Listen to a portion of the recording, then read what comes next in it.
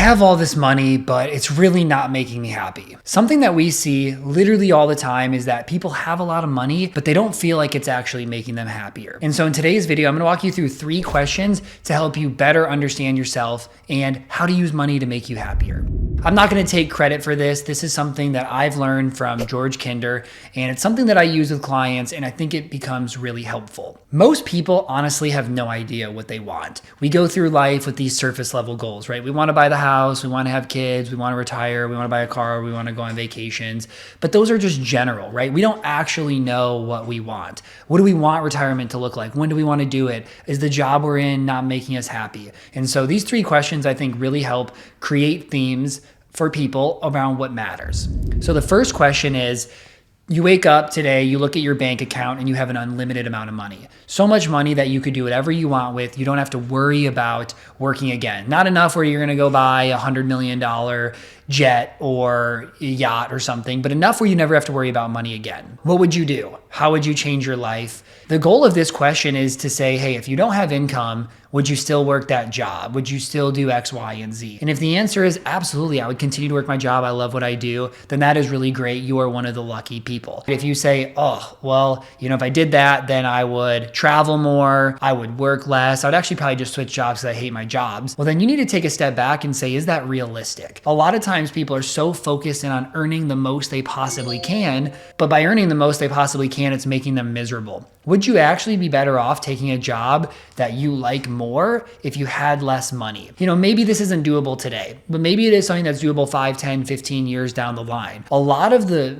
reason people are going after becoming work optional is because they're trying to step away from their job. And I get it. It's okay to grind for a while. A lot of people have to do that. Most people have to do that. But at least hey, I don't love this job. My goal, the reason why I'm saving and investing so much today is so I can exit this job and move to something else. But let's also think about what something else is. A lot of times people retire from things, but they don't retire to things. And when you retire from things, but not to something, you're gonna end up being pretty unhappy because you don't have something that gives you happiness, like a job or potentially travel or golf or whatever those things are. You need to think about it. The second question is, you go to the doctor and they tell you that you have 5 years left to live. You have no idea when within that 5 years that you're gonna pass away. It's not gonna be some painful thing. It's just, you're gonna pass away. The question is, what would you do? How would you change your life? What are the things that you would really want to make sure you do? And a lot of times when I ask this question to clients, what we hear is we would travel more. Oh, we would make sure we get to see our family more. I'd spend more time with my kids. I would definitely work less. And that's where we can come back with what's stopping you from doing that today. And a lot of people have just never thought about it. Some of the clients we work with are making $1, $2, $3, $4, $5 million of income a year, and they don't need that much income. Could you potentially scale back and work 80% or 60%? Could you potentially take more days off? Could you negotiate with your employer for that? Could you take a sabbatical? But you don't want to look back on life and regret and say, I didn't spend time with my kids. My parents were old. I didn't get to spend any time with that. We never traveled because I worked too much. You really need to think about this. If you are one of the lucky ones that can adjust your life so it's structured in the way that if you only had 5 years left to live, you would do the same things, then you're in a great spot. If not, you have to think about, is there a way to get there?